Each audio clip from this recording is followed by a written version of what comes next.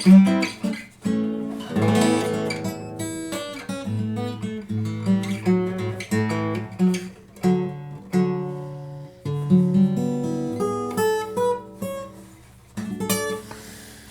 folks, I have to mention that I've noticed a considerable spike in prices in all the markets in this sort of revitalized COVID era. There are reports that supply is challenged, exports are sluggish, shipping costs have been raised, and I think I'm starting to see a new wave of effect on all the markets that I delve into. Certainly, I've mentioned it before in a video on eBay. You used to be able to find bargains and deals in the sub 100 category. I don't see much anymore, except for really, really dicey looking instruments. But certainly instruments that meet my standard, it's getting harder to find stuff in the sub 100 category, or even for solid top instruments in the sub 200 category. I've seen quite a considerable spike in listing prices, which I think reflects the rise in the spike in probably buying them wholesale or finding them, as many people do, through various channels for resale. So it's a knock-on effect. You're paying more for inventory, you have to charge more for it. Certainly eBay. Lately also on Amazon, I've noticed guitars that you used to be able to get for $79, $89, $99 are now moving up into the $129, $39, $59, $79 brackets on Amazon. And you keep expecting them to drop back down to where they were, but it doesn't look like they're going to. All of the brands that we've talked about this last year, like Donna, Licks Pro, it seems like all of their prices are slowly bumping up a little bit. A lot of these companies are new. They do this sort of introductory price thing, generate a following, and then you see the prices bump up. I've seen people complaining on Groats, IYV, and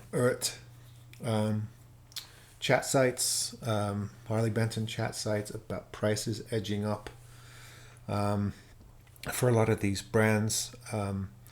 I think you're also seeing a spike in the slightly used markets. For instance, Amazon Warehouse used to be a pretty good source for finding deals if you're willing to take a risk on their slightly used stuff that they sell off cheap. But even those prices now, I'm seeing guitars that used to be at half price of the new, now listed $20 cheaper than the new price. And it's a risk buying those things because a lot of times they're a lot worse than the listing says they are. I've bought guitars from Amazon Warehouse that had cracked tops and things like that. They have a great return policy, but a lot of people don't want to waste their times with that. So when you see a guitar going sort of slightly used or as a second or a blem and it's only $10, $20 less than the new one, it's kind of a waste of time.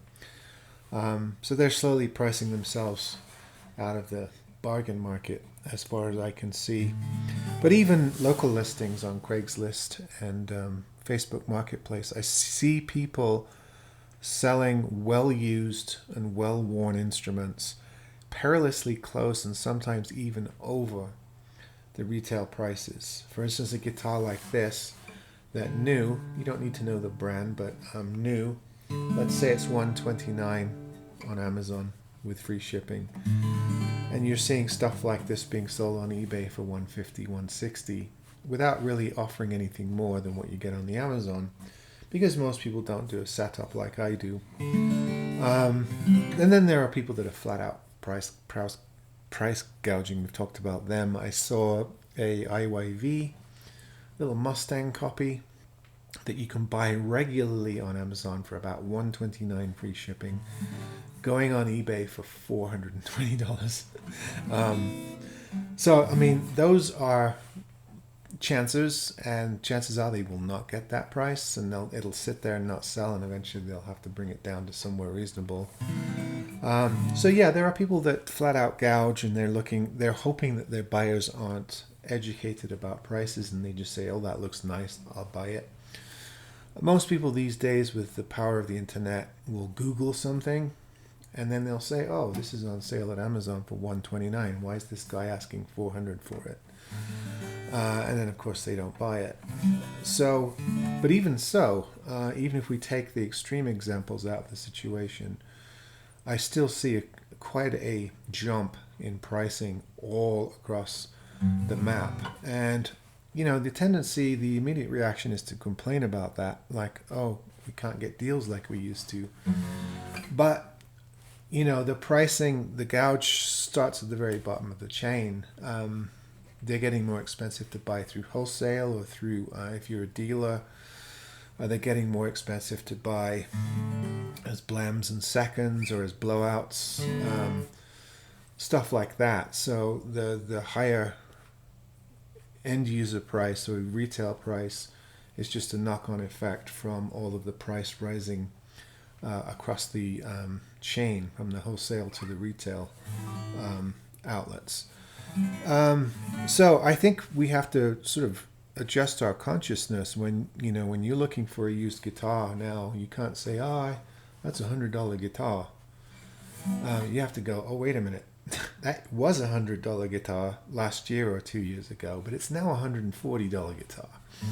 So you just have to sort of make that conversion rate in your head. There are some companies that have managed to retain fairly similar prices. I've noticed that the IYV Les Pauls are still under 200, which is miraculous, really.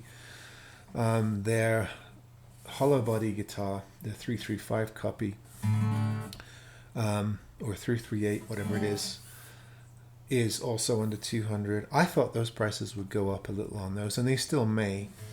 So some companies are managing to fight to keep things down. I think guitars are edging up closer to the 350, 400 market, and then you start competing with brand names.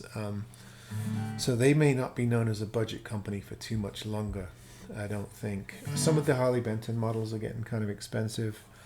Certainly Squire and Epiphone can no longer be considered budget brands anymore. I mean, once you get past 500, you're pretty much out of that bracket. Yes, and there are a lot of others too. I've noticed that even some of the lower echelon stuff, such as your Licks Pros and your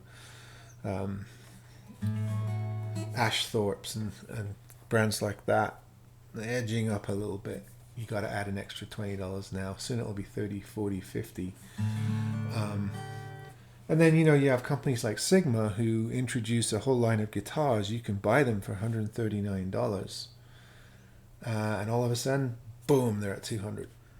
And they do that on purpose. They're very, very good guitars. They're worth $200. They're worth $250 in my opinion. But, companies do this. They start them out low. They blow a few out. They create a consciousness. They create sort of a buzz. You saw that with Firefly. You saw that with IYV. You saw that with Earth.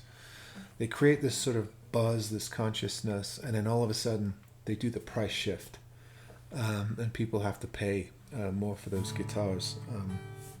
So it's just the nature of things. But I think we're in the middle of a shift right now, going into 2022 with a lot of uncertainty, with still a lot of problems with importing and supply chain issues. I just think we're going to see a rising of prices, and bargains are going to be a little bit more harder to come by. Prices are going to go up across the map of buying guitars or whatever instrument you buy. So yeah, this is just an awareness about that and a warning to be ready for it. You can't expect, with inflation, guitars to stay at the same cost. And unfortunately, sellers like me and people that I know are going to have to adjust their prices to account for the higher prices that they're paying. Not just for inventory, but also for parts and repair and stuff like that. So yeah, I just thought to do a video on that because I think I'm starting to see complaints from people, and I just think it's going to keep going for a while. I think we're in an adjustment period. There'll be companies that fall apart, fall away, and blow stuff out, you'll get opportunities every now and again, just like I did with those Alan Eden guitars. So we'll still look out for those. But the budget brands that we do a lot of videos about, I think you're going to start to see a lot of those brands edging up in price, sort of correcting in the market. So you tell me what you think. A lot of them are still worth it at the new price, and there'll be others where you'll start to say, nope, that's too close to a Yamaha price or an Alvarez price. I'm no longer going to buy that brand. And there'll be others where you say it's still worth it. I'm paying $50 more now for my IYV guitar or my guitar, but it's still a good deal, so I'm still going to buy it. So it's going to be a case-by-case thing. All right, folks, I've waffled long enough. I'll see you again. Like my new shirt? You'll never walk alone. See you on the next one.